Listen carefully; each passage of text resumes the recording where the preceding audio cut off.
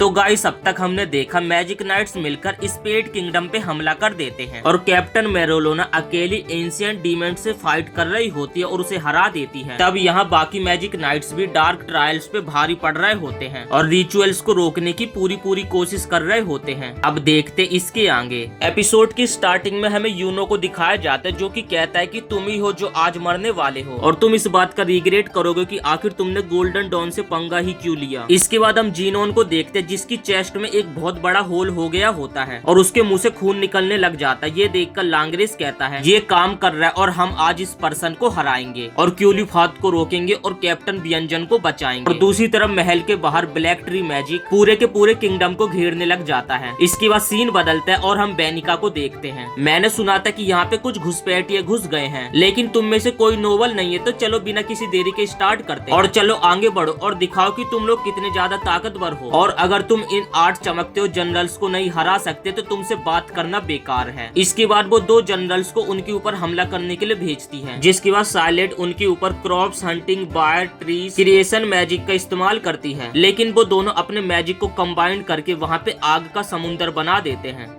और बेनिका उन्हें देखते हुए कहती है कि हालांकि मॉरिस की मॉडिफिकेशन और मेरी कर्ज की पावर्स के वजह से ये लोग काफी ज्यादा स्ट्रॉन्ग हैं। दूसरी तरह हम साइलेंट को देखते जो कि ये देखकर एकदम हैरान हो जाती है। तभी पीछे से एक बंदा बोलता है कि पिक्चर तो अभी बाकी है और वो बंदा अपना स्पेल इस्तेमाल करता है picture magic ground soul of Sue Talon और उन दोनों के अटैक को वहीं पे खत्म कर देता है। ये देखकर बेनिका एकदम शॉक्ड हो जाती है और कहती है कि पिक्चर मैजिक में हर तरीके की एबिलिटी होती है, ये बहुत ही इंटरेस्टिंग है, लेकिन काश मैं उस एंटी मैजिक स्वॉर्ड वाले लड़के से लड़ पाती। और दूसरी तरफ सार्लेट अपने मन में सोचती है कि हाफ ईयर तक जब मैं अपने कैप्टन की ड्यूटी करती थी तो मैंने हार्ड किंगडम की रूल अरेंज की स्टडी करी थी और मुझ पर एक पावरफुल कर्ज डाला गया, लेकिन मैंने उसे अपने कंट्रोल में ले लिया और अपने ऑब्जेक्टिव के लिए यूज करा। और कर्ज एक पावरफुल बैरियर था जिसने मेरे मैजिक को रोक कर रखा और रूना रेस में मास्टरी करने के बाद मैंने कर्ज बियर को यूज करने का एक सही तरीका सीखा। और डोरोथी ने मुझसे कहा इस दुनिया में कर्ज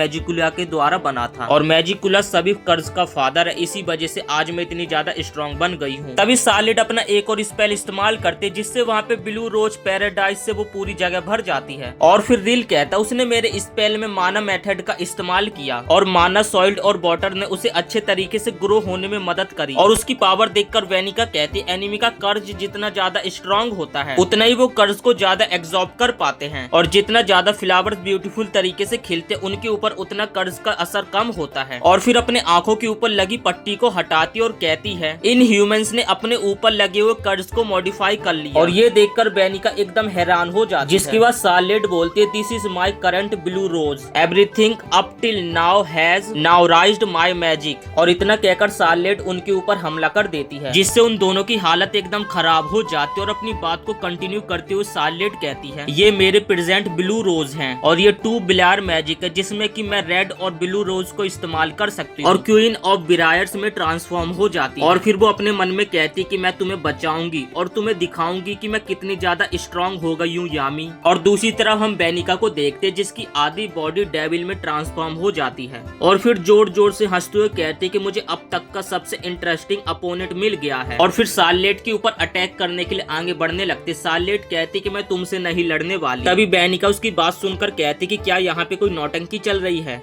और तभी सार्लेट कहती कि पावर्स का उन कांटों पे कोई असर नहीं होता जितना कर्ज की पावर उन्हें कसकर बांधती है। और तभी हम देखते कि सार्लेट के मैजिक वाले पौधों ने बेनिका को कस के बांध लिया था। और तभी बेनिका चिल्लाते हुए कहती है कि ऐसा मत करो क्योंकि हम दोनों का मुकाबला बेहतरीन तरीके से भी हो सकता है। जिसके बाद सार्लेट कहती कि तुम जैसी बेफजूल की बातें करने वाली लड़कियों से मुझे सख्त नफरत है और तुम अपनी डिजायर पूरी करे बिना ही मर जाओ, यही तुम्हारी पनिशमेंट है। इसके बाद सीन शिफ्ट होकर हम जैक द रिपर को देखते हैं जो कि डेड लाइट से डांटे के ऊपर अटैक कर रहा होता है, लेकिन डांटे खुद को ही हील कर लेता है और फिर कहता है कि मॉरिस की साइंस रीजनरेशन एबिलिटी ने मेरी बॉडी को जल्दी ही हील करने में काफी ज्यादा मदद करी और सिर्फ एंटी मैजिक ही मेरे को चोट पहुंचा सकती है। ये सुनकर नास्ट बोलता है कि मैंने ऐसा ही सोचा था, अगर हमें जैक को हराना है तो हमें जैक के मैजिक पे गैम्बल लगाना होगा और जैक उन चीजों को भी काट सकता है जिन्हें काटा नहीं जा सकता। दूसरी तरफ जैक द रिपर कहता है कि अभी तो खेल स्टार्ट हुआ है। तभी डांटे अपना हाथ आगे बढ़ाता है और एक स्पेल पड़ता है, gravity magic presence of the demon king, और इस स्पेल की वजह से वो दोनों नीचे गिर जाते हैं। नास्ट अपने मन में सोचते कि क्या जैक ग्रेविटी मैजिक में भी अटैक कर पाएगा, और फिर डांटे को रोकने के लिए अपने डेविल यूनियन मोड में चला जाता है। और उसे डेविल यूनियन मोड में देखकर डांटे कहता है, अरे यार, एंटी मैजिक लड़के के अलावा तुम भी एक डेविल होस्टर हो। और जब नास्ट पीछे मुड़कर देखता है तो जैक द रिपर पूरा जमीन में धंसा होता है, और उसे देखकर नास्ट कहता है कि अब ये क्या, तुम तो पहले बहुत ही ज्यादा सरप्राइज दिखा रहे थे, अब क्या हुआ तुम्हारी लंबाई और एबिलिटीज को। ब्रेक मैंटिस के कैप्टन बातें करना आसान होता है। तभी हम देखते कि डांटे मौके का फायदा उठाकर उनके ऊपर अचानक से हमला कर देता है। तभी नास्ट अपने रिफ्लेक्स दिखाकर उसकी छाती पे एक जोरदार पंच मारता है। फिर नास्ट कहता है कि अभी मैं कैप्टन से बात कर रहा हूँ, तो तुम्हें बीच में आने की कोई जरूरत नहीं है। तभी डांटे हंसते कहता है कि अपना गुस्सा और मुझे दिखाओ और मुझे एंटरटेन करते रहो जब तक गेट न खुले। और नास्ट अपने मन में सोचता है कि मैं उससे फाइट तो कर सकता हूँ, लेकिन उसे हराने के लिए मैं अकेला काफी नहीं हूँ, और मुझे जैक को हमला करने के लिए किसी तरीके से उठाना पड़ेगा। तभी डांटे जैक को पंच मारने वाला होता है और कहता है कि भाड़ में जाओ, और जैक भी उसे हमला करते हुए देख रहा था। जिसके बाद हम जैक का एक फ्लैशबैक देखते हैं। वो बताते कि मेरे फादर एक सिंपल पर्सन और एक हंटर थे। वो छोटे छोटे जानवरों को पकड़ के और साथ ही छोटे छोटे गेमों को खेल के अपना घर चलाते थे, और उन्होंने हमेशा मुझसे ये कहा कि उस चीज से कभी मत उलझना जो कि तुमसे ताकतवर हो। और उन्हें जब पता चला कि मेरे मैजिक से ब्लेड बनती है तो वो काफी ज्यादा खुश थे, क्योंकि ये एक हंटर के लिए काफी ज्यादा यूजफुल है। और मैंने हमेशा अपने फादर की तरह उन क्रिएचर्स का शिकार किया जो मुझसे कमजोर थे। लेकिन जब मैं 13 साल का था तो मेरे फादर मुझे हमेशा के लिए छोड़कर चले गए। लेकिन मैंने देखा कि उनकी पीठ पे बहुत बड़े बड़े पंजों के निशान थे। जिसके बाद हम जैक द रिपर को देखते जो कि उस भालू को मारने के लिए जंगल में गया होता है जिसने उसके पिता को मारा था, और वो अपने मन में सोचता है कि मैं इसे मार सकता हूँ। और वो कुछ देर बाद उस भालू को मार देता है और अपना सर गर्भ से ऊपर करके कहता है कि मुझे लगता है कि मुझे मैजिक नाइट्स में ज्वाइन होना चाहिए। इसके बाद हम प्रेजेंट के सीन में आते हैं। नास्ट ने डांटे के अटैक को रोक दिया था, और तभी जैक द रिपर के ब्लेड उसके आसपास घूमने लग जाते हैं। जिसके बाद नास्ट कहता है कि जैक अपने दिमाग के द्वारा अपने ब्लेड को काफी तेजी से मैनिपुलेट कर रहा है। ये देखकर डांटे कहता है कि तुम उसे बचाने की कोशिश कर रहे हो, ये कितना डिसअपॉइंटेड है। और यामी सुपर हीरो भी एक कैप्टन था और उसने मुझे बहुत एंटरटेन किया।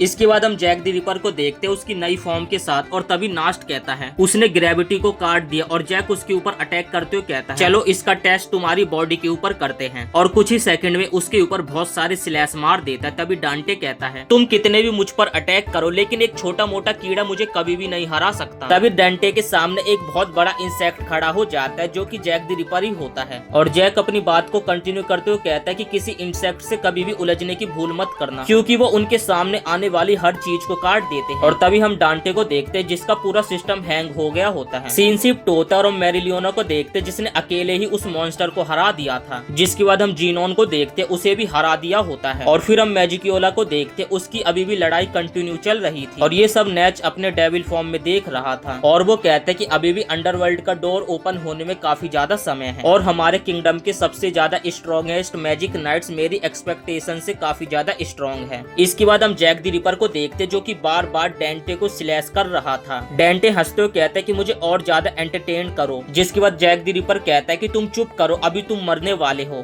तभी सॉलिड यूनो नाच को कुछ फील होता है, और नाच तुरंत अपनी डेविल यूनियन मोड को फील कर लेता है और अपनी शैडो मैजिक का इस्तेमाल करके अपनी आईज से देखता है, और उसे कुछ पता चलता है। और वो कहता है कि क्या वो मॉरिस है जिसे डायमंड किंगडम ने धक्के मार के बाहर निकाल दिया था। जिसके बाद हम मॉरिस को देखते जो कि कहता है कि कभी अजीबो गरीब लोगों के भी काम अच्छे हो जाते हैं। जिसके बाद हम मॉरिस को देखते जो कि डायमंड किंगडम की इंटेलिजेंस का यूज करके मैनिक्योफाइल ट्री की ग्रोथ को तेज बढ़ा देता है। और फिर वो अपना चश्मा उतारते हुए कहता है कि सोचने की बात तो ये है, अंधा पैदा होने के बावजूद भी मुझे गॉड से ऐसी एबिलिटीज प्राप्त हुई हैं। जिसके बाद हम मॉरिस का डेविल लुक देखते और उसके बाद वो आगे कहता है डेविल की पावर्स के जरिए से मैं अपने मैजिक को इम्पॉसिबल बना सका, जिससे मैं लोलो पेचकास की इंटेलिजेंस को ट्रांसफॉर्म कर सकूं। ये देखकर नास्ट कहता है कि मुझे नहीं पता कि ये इसने कैसे किया, लेकिन क्या मॉरिस गेट के लिए एक एक्सकिलरेशन की तरह काम कर रहा है। तभी अंडरवर्ल्ड का गेट ओपन होने लग जाता है। ये देखकर नास्ट चिल्लाते हुए कहता है हमें उसे जल्दी से खत्म करना होगा। तभी उस गेट के अंदर से 2 डेविल उड़ते हुए बाहर आते हैं, और उन दोनों डेविल्स का सिस्टम हैंग हो जाता है, और वो दोनों साथ में नास्ट के ऊपर अटैक कर देते हैं और उसे दीवार पे दे मारते, और उन दोनों की पावर्स देखकर डांटे की भी फट के हाथ में आ जाती है